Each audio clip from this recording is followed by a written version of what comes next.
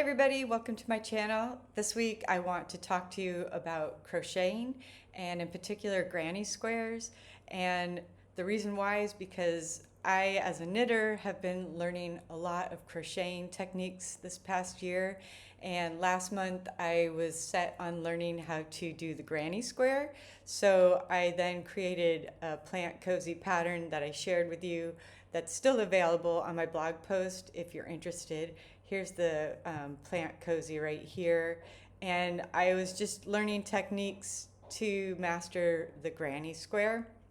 This also is available on my YouTube page. Just look up free patterns and you'll see the plant cozy there.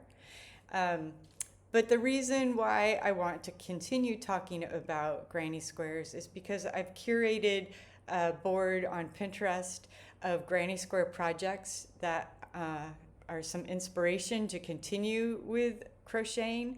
And I love the granny square because it gives instant gratification. I mean, these projects do not take a long time. And as a knitter, I'm normally making projects that take many days, weeks, sometimes months to make. And I know crochet projects, there are some that take a long time, but for the most part, all these projects that I have curated here are pretty quick projects. I mean, if you're choosing to do a granny square blanket, then that is going to take some time. And so you'll just have to know that. But for the most part, for these, they're pretty quick. And for instance, like a stool cover or a chair cover like this one here, I don't think that would take more than a few hours to do with your stash yarn.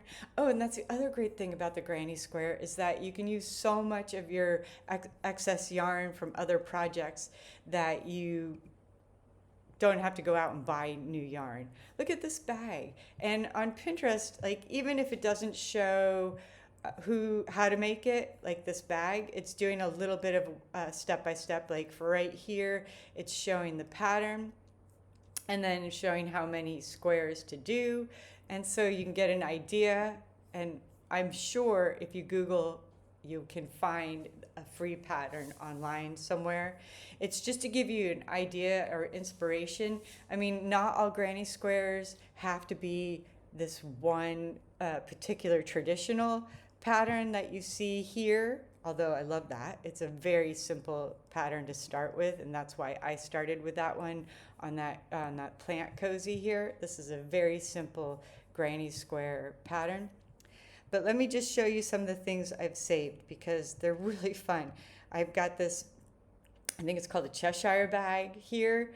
And again, I don't see it saved like how to make it on Pinterest on here, although if I dive deeper, I'm sure I can.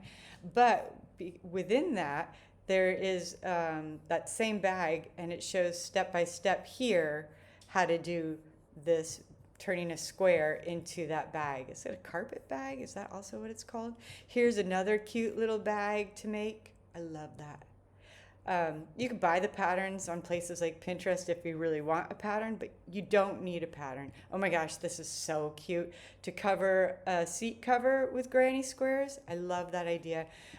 One of the things that I really loved was, here it is, a couch armrest cover, because when I was growing up, I can recall my parents' couch just disintegrating at the armrest, and it'd be so embarrassing sometimes to have friends over.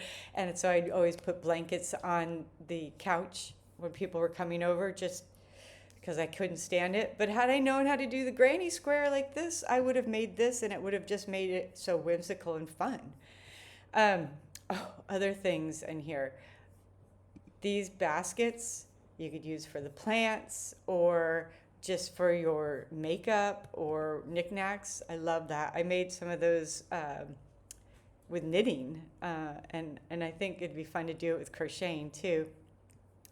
The next thing I'm going to make is a vest. I love these vests. This one's from Yarn Inspirations. You can buy the pattern, but again, I think you can find a free pattern online. In fact, I know a free pattern here. It's called the Agnes vest. Here it is right here.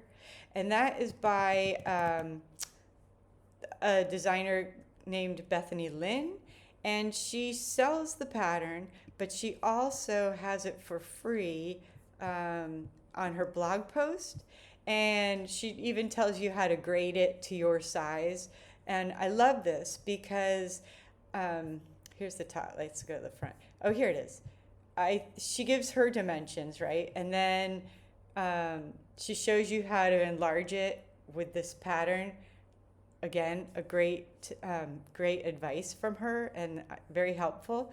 But the cool thing is that once you understand the formation of this, you can make it your own by taking another granny square design and then putting that into this format.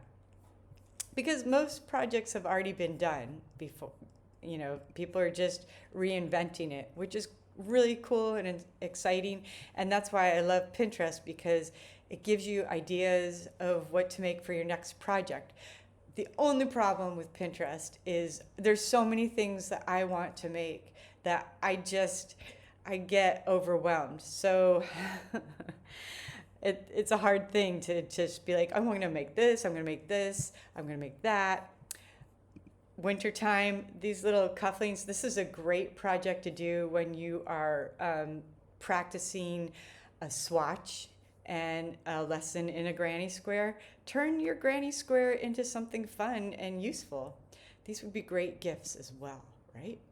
And then one more thing I wanted to show that you could do with your granny squares that you're practicing on is frame them. I think this would be a great thing for celebrating your accomplishment, but also, again, it's another gift that's special and something you can give somebody who can get anything they want for themselves. It's just like an upscale card, right? Anyway, I hope that you will visit my Pinterest board to get inspiration, and let me know what you are going to make with granny squares and inspire me, because I am always wanting to see new projects made and see what people come up with their granny squares.